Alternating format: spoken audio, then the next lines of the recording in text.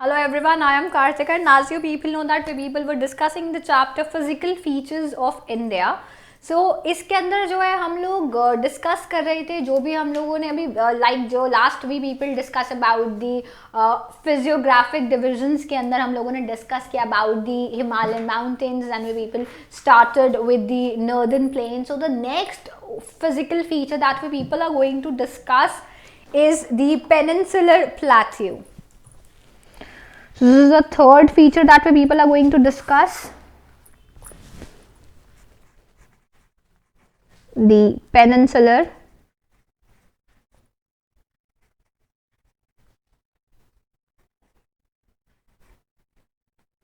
plateau. So now we people are going to discuss about the plateau part. Now अगर बात करें हम लोग पेनिनसुलर प्लेटो की तो ये एक टेबल लैंड है जिसके अंदर old crystalline igneous and metamorphic rocks मिलते हैं. इस एरिया में the plateau area you people can find the old crystalline igneous and metamorphic rocks. ये एरिया जो है वो इन पत्थरों से बना हुआ है. ये जो एरिया है ये फॉर्म हुआ था due to the breaking and drifting of the Gondwana land and thus making it a part of the oldest land mass. ये जो एरिया है दिस पेनिनसुलर प्लेटो ये बना था क्योंकि जो एरिया ड्रिफ्ट कर गया था गोंडवाना. मैंने आपको बताया था कि गोंडवाना लैंड का पहले हिस्सा थे, फिर वहाँ से अलग होकर के जो है यहाँ पर आ गए, तो इस वजह से जो है ये वाला एरिया बना है. जो प्लेटो है यहाँ पे ब्रॉड और शैलो वैलीज हैं और काफ़ी राउंडेड किस्म की हिल्स हैं. This plateau consist of two broad divisions namely the central highlands and the Deccan plateau. तो यहाँ पर ये जो पेनिनसुलर प्लेटो है इसको दो और हिस्सों के अंदर बांटा गया. एक है सेंट्रल हाईलैंड्स और दूसरा है डेक्कन प्लेटो. जो पार्ट है पेनिनसुलर प्लेटो का वो लाई करता है from the north of Narmada river. अब नर्मदा रिवर के नॉर्थ से लेकर के ये जो पूरा स्ट्रेच है जो पेनिनसुलर प्लेटो है ये नर्मदा रिवर से लेकर के जो है ये कवर करता है जो मेजर एरिया है मालवा प्लेटो का जिसको कि हम सेंट्रल हाईलैंड्स के नाम से जानते हैं. तो सेंट्रल हाईलैंड्स का ये एरिया भी कवर करता है. जो विंध्यन रेंज है that is bounded by the central highlands on the south and Aravalli on the north west. यहाँ पे अब रेंजेस की अगर हम बात करें तो विंध्यन जो रेंज है वो आपको दिखेगा जो कि बाउंड करता है सेंट्रल हाईलैंड्स को in the south and Aravalli जो है वो नॉर्थ वेस्ट के अंदर. जो वेस्टवर्ड एक्सटेंशन है वो ग्रेजुअली मर्ज करता है with the sandy and rocky desert of Rajasthan. आगे जाकर जो ये हिस्सा है वो मिल जाता है जो डेजर्ट है राजस्थान के उनसे. We will see the flow of rivers draining this region, namely the Chambal, the Sindh, the Betwa and Ken is from southwest to northeast, thus indicating the slope. The central highlands जो हैं they are wider in the west. अगर हम बात करें जो central highlands हैं वो काफ़ी वाइड है वेस्ट के अंदर और काफ़ी नैरो है ईस्ट के अंदर. And the eastward extension of this plateau are locally known as the Bundelkhand and बागेलखंड. वही अगर हम लोग बात करें इनका ईस्टवर्ड एक्सटेंशन तो वो होता है in the area of Bundelkhand and Baghelkhand. The Chota Nagpur plateau marks the further extension drained by the Damodar river. Again, अगर हम लोग देखें छोटा नागपुर प्लेटो की बात करें तो ये ईस्टवर्ड एक्सटेंशन को मार्क करता है और इसको यहाँ पर जो नदी है that is the Damodar river. You people yourself see हम लोग बार बार रिवर्स के नाम ले रहे हैं तो ये जो पूरा एरिया है ये आपको देखिए कि रिवर्स के थ्रू जो है हम इसको डिमार्केट कर रहे हैं. So now talking about the Deccan Plateau, now we will have talked about the Central Highlands. Now वहीं पे अगर बात करें हम लोग Deccan Plateau की, जो Deccan Plateau है वो एक ट्राइंगुलर लैंडमास है जो कि लाई करता है to the south of the river Narmada. तो नर्मदा रिवर के साउथ में ये एरिया जो है वो लाई करता है. We will see the Satpura range flanks is broad base in the north while the Mahadev the Kashmir hills and the Maikal range form its eastern extension. So we people see that जो Satpura range है वो काफ़ी broad base है north के अंदर. और next we people सी जो कायमूर hills है, सॉरी कश्मीर हिल्स मैंने पता नहीं कैसे मुंह से निकल गया मेरे. सो जो कायमूर हिल्स हैं और जो माइकल रेंज हैं वो फॉर्म करती हैं ईस्टवर्ड एक्सटेंशन को. सो वी पीपल सी जो डेक्कन प्लेट्यू है वो एक higher, it is the higher in the west and slopes gently eastwards. So ये जो प्लेट्यू है ये वेस्ट के अंदर है और ये स्लोप करता है ईस्ट एरिया के अंदर. सो जो एक एक्सटेंशन है इस प्लेट्यू का, it is also visible in the north east. तो इसका एक्सटेंशन हमें नॉर्थ ईस्ट एरिया में भी मिलता है देखने के लिए और इस एरिया को हम जानते हैं मेघालय के नाम से. So Karbi Anglong plateau and the north Kachchar Hills. So it is separated by fault from the Chota Nagpur Plateau. Three prominent hill ranges from the west to east are the Garo, Khasi and Jaintia Hills. So people can see कि ये जो हैं कुछ hills हैं जो कि waste से लेके ईस्ट तक हैं. द गारो, खासी एंड द जैंतिया हिल्स जो हैं वो भी देखने के लिए इस एरिया में मिलती हैं. So we people are basically discussing about the plateaus. आप लोगों ने इन प्लेट्यूज के नाम सुने होंगे. So now moving on forward with the Western Ghats and the Eastern Ghats. So जो Western Ghats और Eastern Ghats है वो मार्क करते हैं वेस्ट और ईस्ट के एजेस को.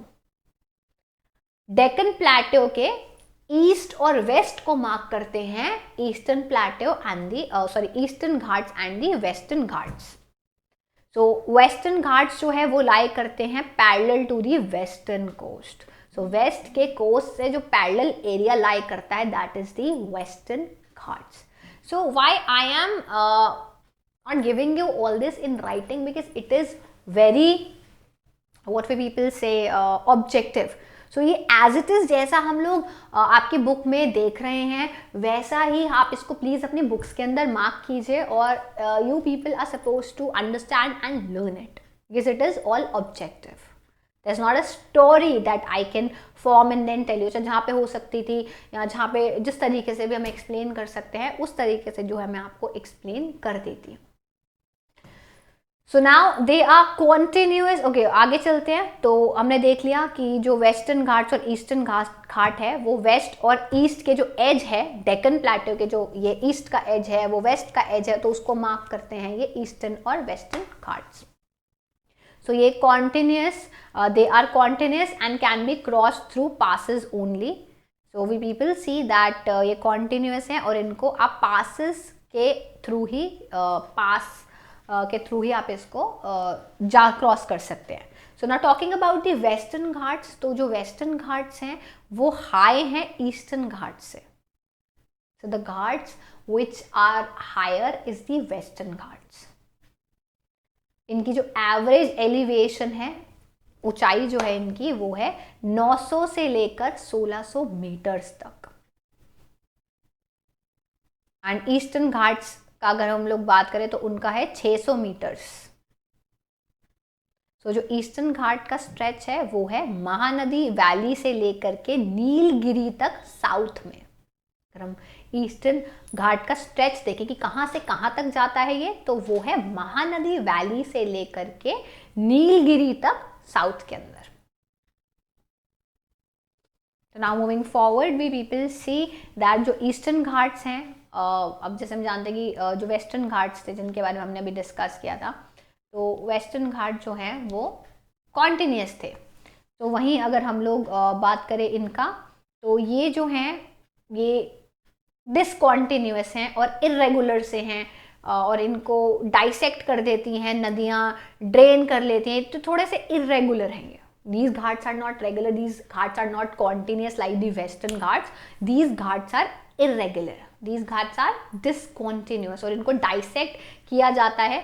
नदियाँ जो हैं वो इनको डाइसेक्ट कर देती हैं और फिर इनको ड्रेन करती हैं ये जो नदियाँ वो बे ऑफ बंगाल के अंदर.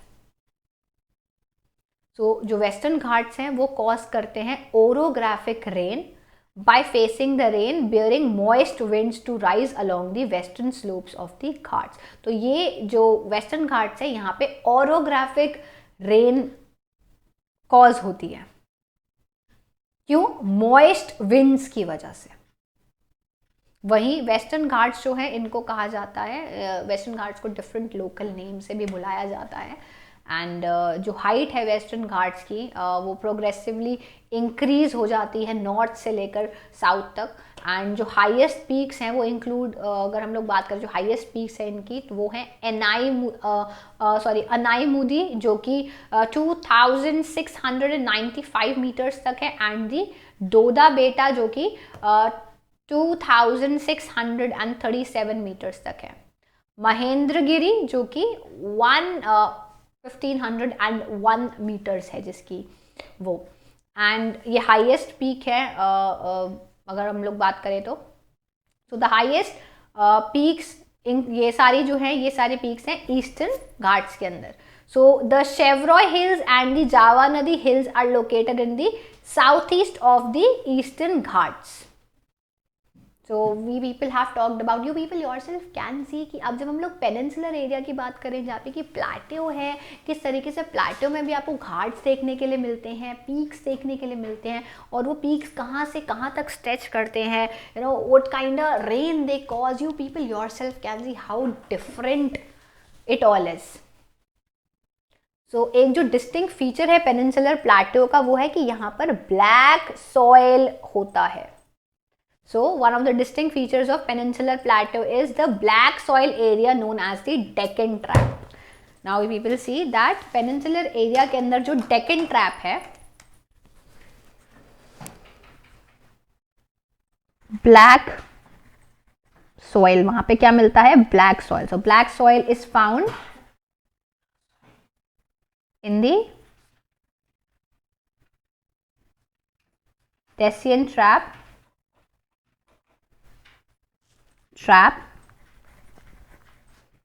of the peninsular plateau.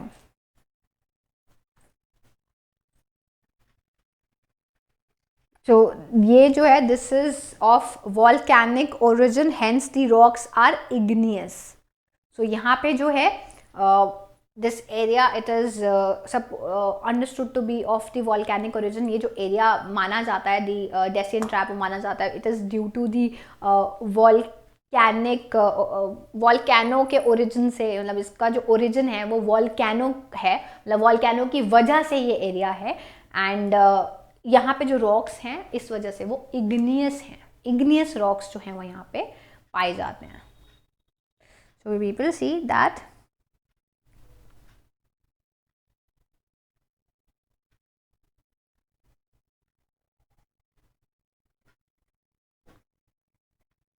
the rocks here are igneous.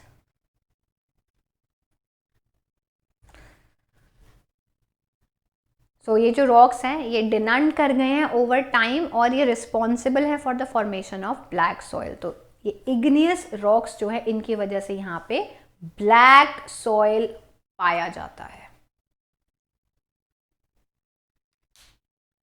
सो जो अरावली हिल है, now talking about other, so the Aravalli hill वो लाई करते हैं on the western and north western margins. So वहीं बात करें और उसकी तो जो अरावली हिल्स हैं वो हमें मिलती हैं वेस्टर्न और नॉर्थ वेस्टर्न मार्जिन्स के ऊपर of the peninsular plateau.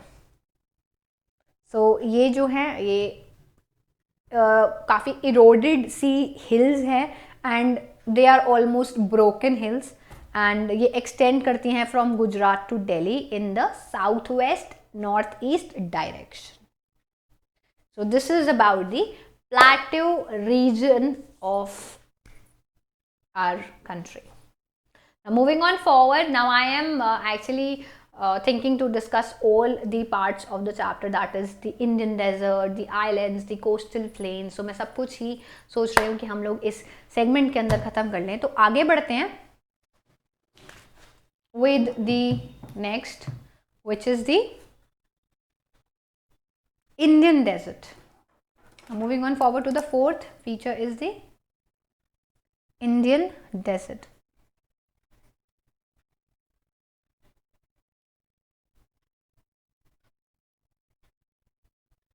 the Indian desert. Now people are going to discuss about the desert part of our country. Now before moving on to the desert part of the country, I would like you people to have a look at the area of northern plains first. This picture here, this is the northern plains का picture है ये. Northern plains, it looks like this. This is the picture of the northern plain. And next I would like you people to have a look at the छोटा Nagpur plateau. तो ये एक waterfall है जो कि छोटा नागपुर प्लाट्यू में आपको मिलता है. This is the waterfall.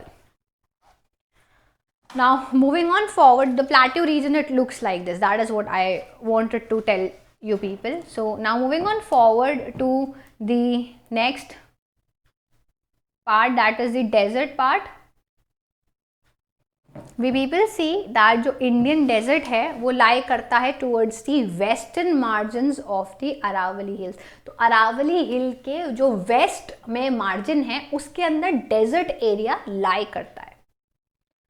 तो ये एक अनड्यूलेटिंग सैंडी प्लेन है जिसके अंदर आपको सैंड ड्यून्स मिलते हैं.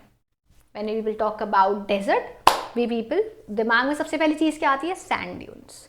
तो डेजर्ट वाले एरिया में जो है हमें वो सैंड ड्यून्स मिलते हैं. एंड इस रीजन को काफ़ी कम रेनफॉल रिसीव होती है अगर हम बात करें. So okay, moving firstly I will be giving you, जिसमें ज़्यादा वो है नहीं, it's very simple, very easy. So we people see that जो इंडियन डेजर्ट है उसके अंदर सबसे पहले तो हम लोग देखते हैं कि वो कहाँ लाई करता है. वो लाई करते हैं western margin of the Aravalli hill. So deserts lie in the or towards the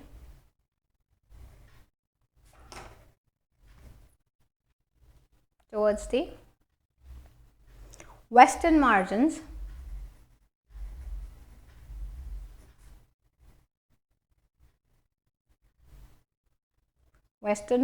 of the Aravalli Hills.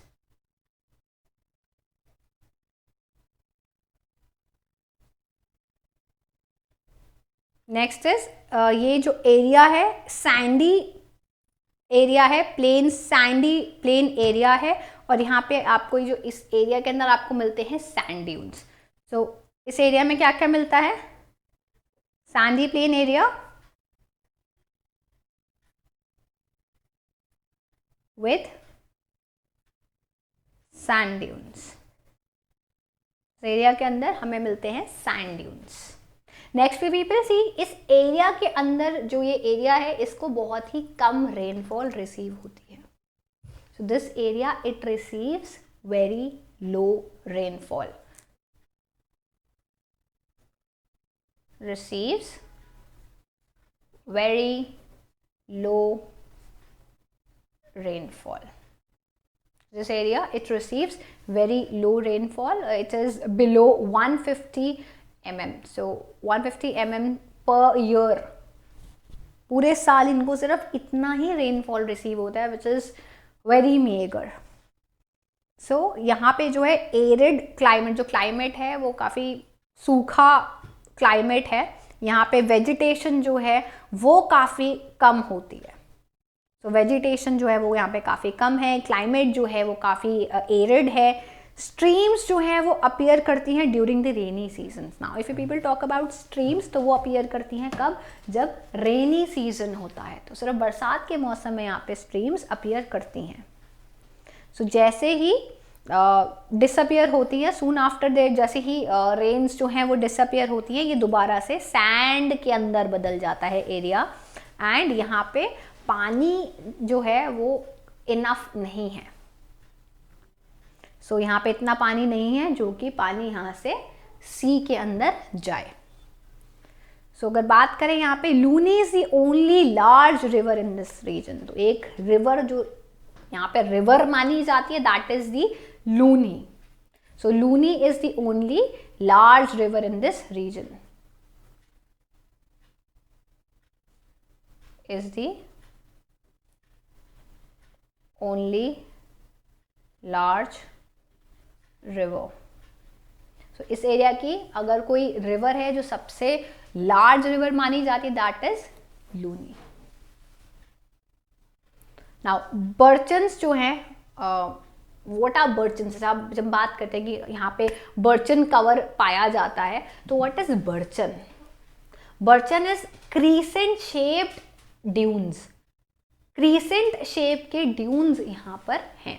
So बर्चन्स cover जो है वो काफ़ी सारे एरिया, लार्जर एरिया के अंदर हम बात करें तो barchan cover larger areas but longitudinal dunes become more prominent near the Indo Pakistan boundary. So we will see that जो ज़्यादा प्रोमिनेंट वाला है वो हमें दिखता है जो बाउंड्री एरिया है, इंडो पाकिस्तान वाली बाउंड्री, वहाँ पे.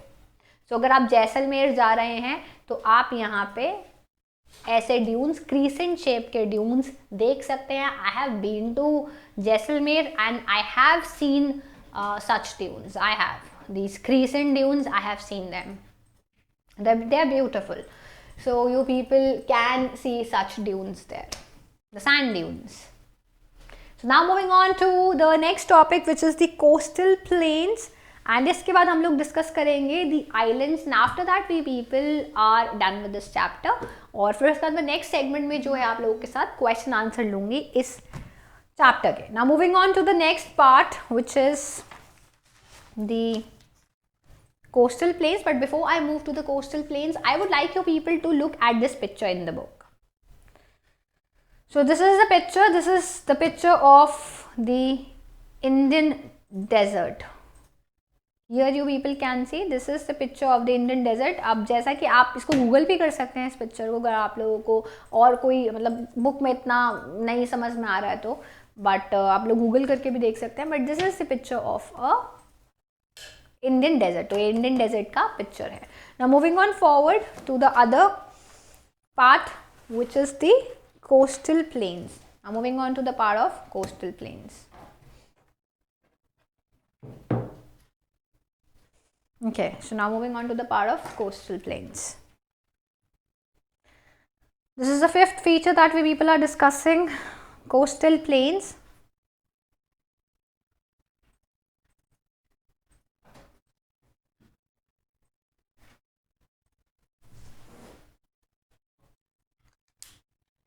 Talking about the coastal plains, तो जो peninsular plateau है, that is flanked by stretch of narrow coastal strip. तो पेनिनसुलर प्लेट्यू जो है वहाँ पे आपको एक नैरो कोस्टल स्ट्रिप भी देखने के लिए मिलता है जो कि रन करता है अरेबियन सी के. जब हम बात करते हैं तो ये स्ट्रेच जो है ये अरेबियन सी के साथ ये स्ट्रेच पाया जाता है. और ये वेस्ट के अंदर अरेबियन सी जो है, अगर हम वेस्ट की बात करें ये स्ट्रेच देखने के लिए मिलता है अरेबियन सी के पास. वहीं बे ऑफ बंगाल की अगर हम लोग बात करें तो ये ईस्ट के अंदर हमें देखने के लिए ये एरिया मिलता है कोस्टल प्लेन्स का. सो जो वेस्टर्न कोस्ट है, the Western coast sandwiched between the western Ghats and the Arabian sea. अब अगर बात करें हम लोग वेस्टर्न कोस्ट की, जो कि वेस्ट साइड का जो कोस्ट अगर उसकी हम बात करें तो वो लाई करता है अरेबियन सी और वेस्टर्न घाट्स के बीच में. तो कहाँ पे है वो? वेस्टर्न घाट्स और अरेबियन सी के बीच वाला एरिया है. और इसके अंदर 3 सेक्शंस हैं. जो नॉर्थ पार्ट है कोस्ट का वो है the Konkan, that is Mumbai Goa वाला स्ट्रेच. और जो सेंट्रल स्ट्रेच है उसे कहा जाता है कन्नड़ प्लेन. और जो सर्दर्न स्ट्रेच है उसे कहा जाता है Malabar coast. So now talking about the coastal plain, we will see that जो वेस्टर्न कोस्ट है वो पाया जाता है between the western Ghats and the Arabian sea. Okay,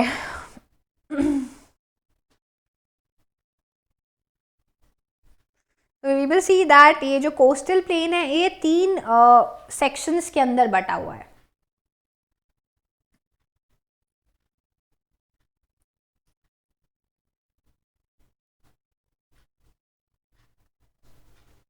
coastal plains divided in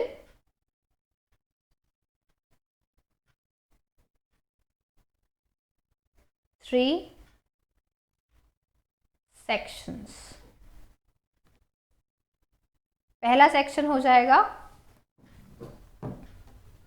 the first section is of the northern part जिसे कहा जाता है the Konkan.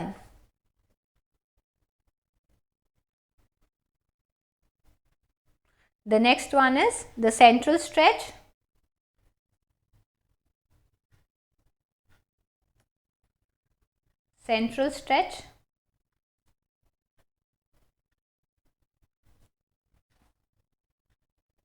That is the Kannada plain. Then it is the southern stretch.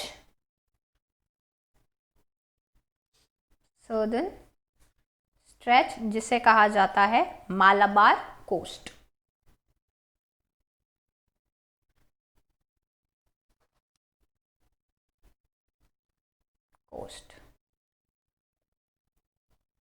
I'll just zoom this out a little bit. Okay. So this is how the sections are divided. और जब हम बात करते हैं इन plains की, तो जो plains हैं जो कि Bay of Bengal की तरफ हैं, वो they are wide and level.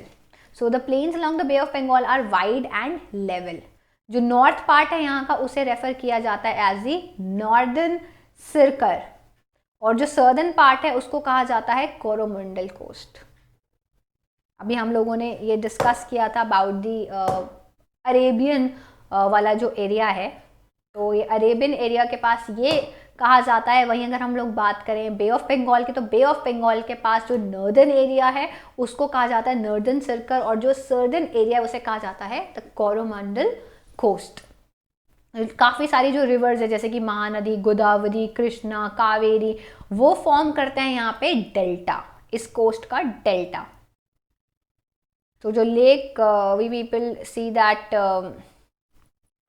Lake Chilka is an important feature along the eastern coast. This is about the coastal plain. 3 sections के अंदर अरेबियन सी के पास का जो एरिया है वो इन 3 सेक्शंस के अंदर डिवाइडेड है. वेराज अगर हम बे ऑफ बंगाल की बात करें तो बे ऑफ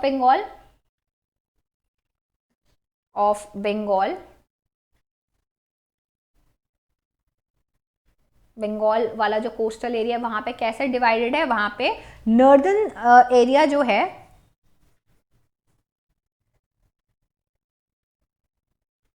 पार्ट जो है that is called the northern circle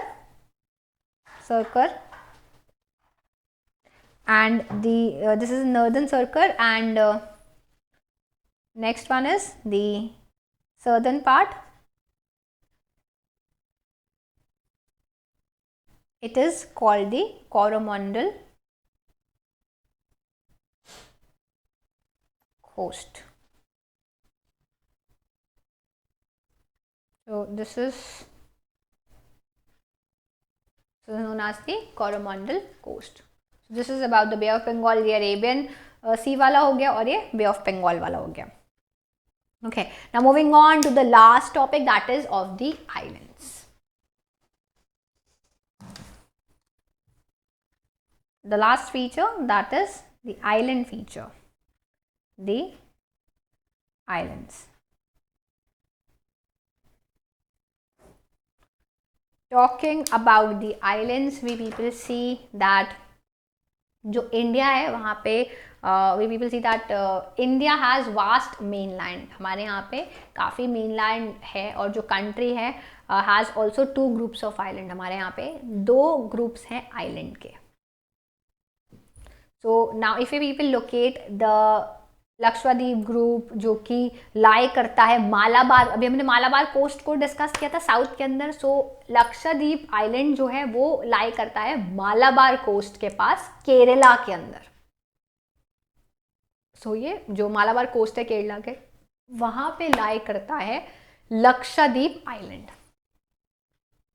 तो लक्षद्वीप आइलैंड जो है वो उस तरफ को लाई करता है। तो ये जो ग्रुप ऑफ आइलैंड है it is composed of small coral island. तो द लक्षद्वीप आइलैंड जो है वो छोटे कोरल आइलैंड से बना है।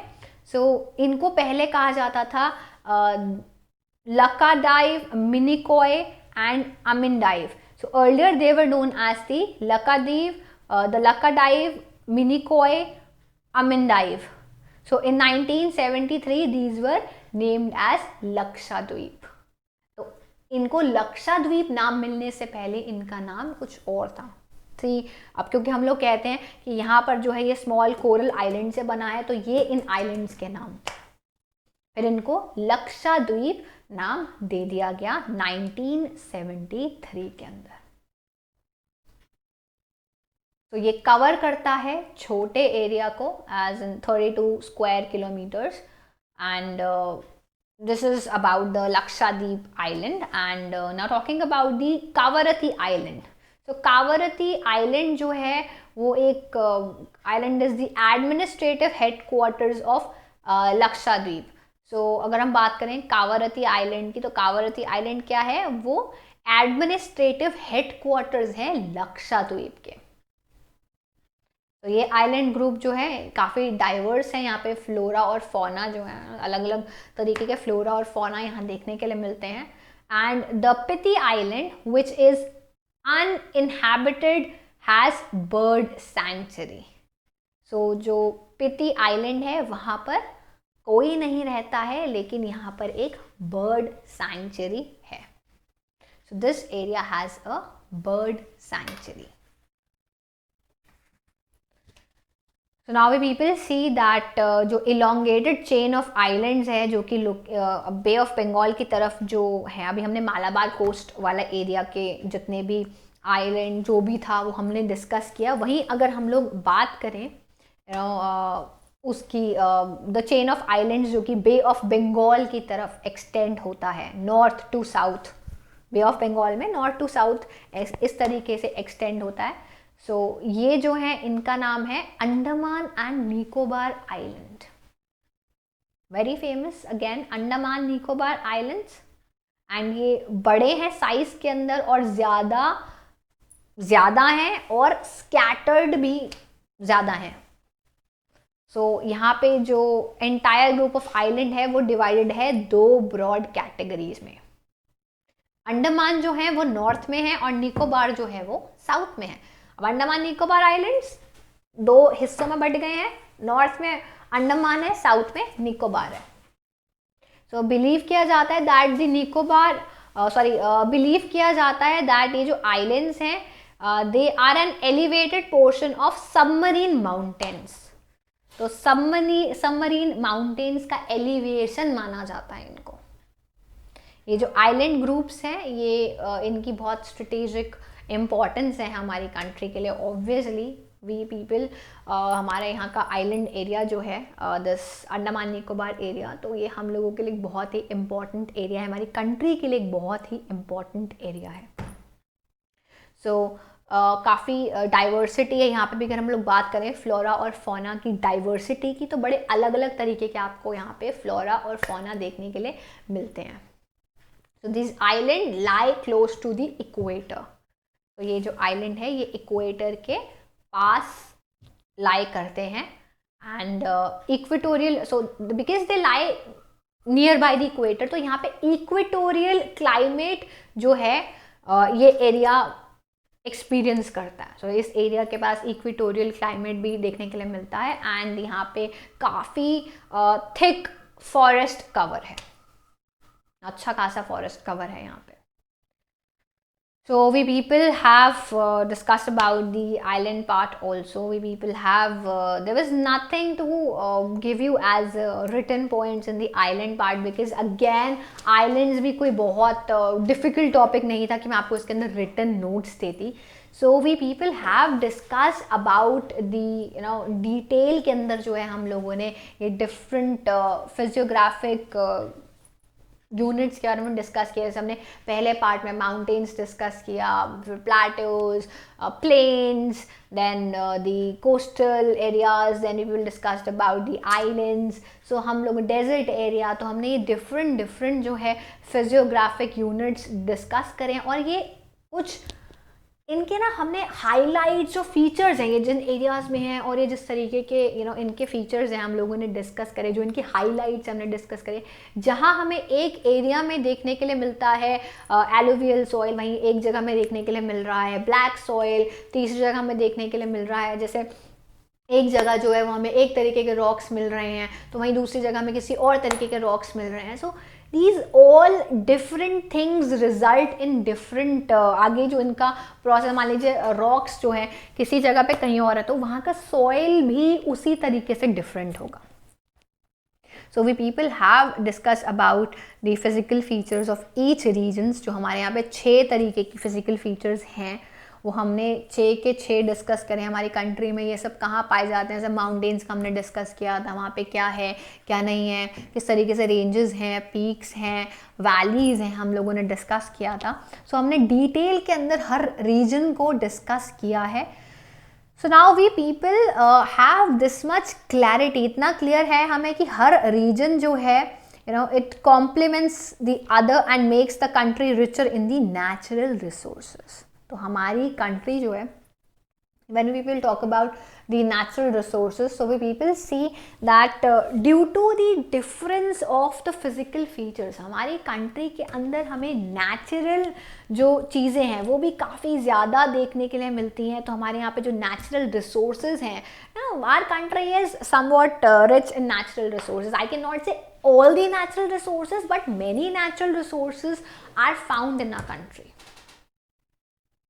It is due to the difference of the physical features जो कि हमारी कंट्री में पाए जा सकते हैं. आप खुद देखिए कि due to the different physical features in our country, what all we people can see, what all we people find in our country. As you will see, अच्छा राजस्थान में अगर एग्रीकल्चर नहीं है तो वहाँ पे इस टाइम पे हम लोग देखते हैं कि अगर हम नेचुरल रिसोर्स का बात करें तो सोलर एनर्जी, विंड एनर्जी, उसका इस्तेमाल वहां पर किया जा रहा है. We people see large windmills when we people go to the dune area of Rajasthan. Solar energy is trapped there, wind energy का इस्तेमाल करते हैं वो लोग. इस तरीके से जो है नेचुरल रिसोर्सेज का इस्तेमाल किया जाता है उस एरिया के अंदर. तो वाटर वाले एरिया में जहाँ रिवर्स का फ्लो अच्छा खासा है, वहाँ पे हाइड्रो इसका पानी का इस्तेमाल करके इलेक्ट्रिसिटी बनाई जाती है. तो हाइड्रो इलेक्ट्रिसिटी के वहाँ पे प्लांट्स हमें देखने के लिए मिलते हैं, डैम्स का हम लोगों को देखने के लिए मिलता है. So due to the different physical features that we people find in a country, we people can see कि किस तरीके से हम डिफरेंट रिसोर्सेज का इस्तेमाल डिफरेंटली करते हैं.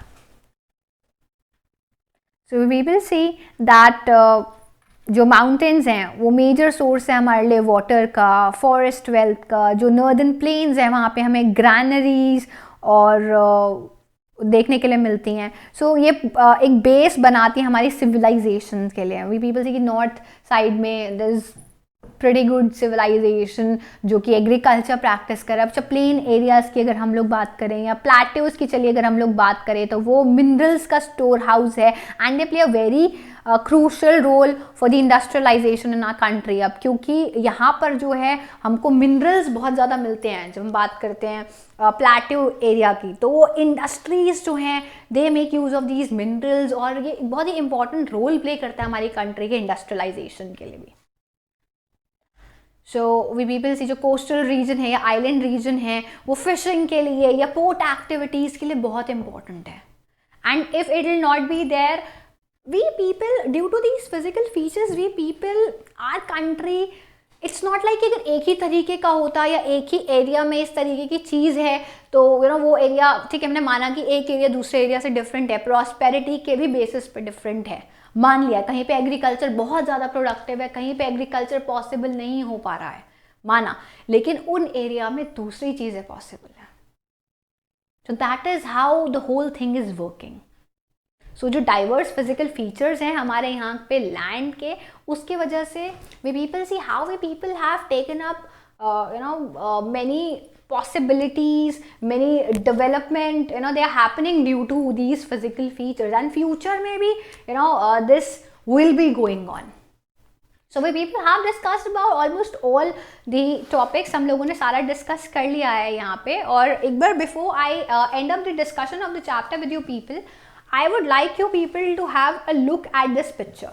Here, this is the figure 2.10. You people can see the coastal plain. So the coastal plain area, it looks like this.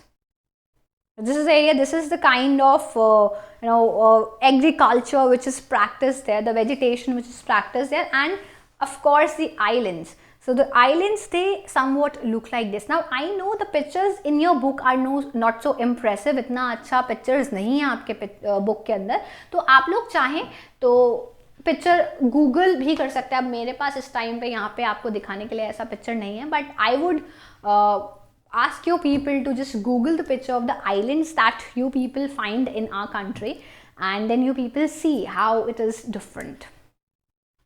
So with this we people have ended the discussion of the chapter. हम chapter का discussion खत्म कर चुके हैं. Next segment में जो है मैं आप लोगों के साथ exercise part discuss करूँगी इस chapter का. So this was all for this video. Thank you everyone.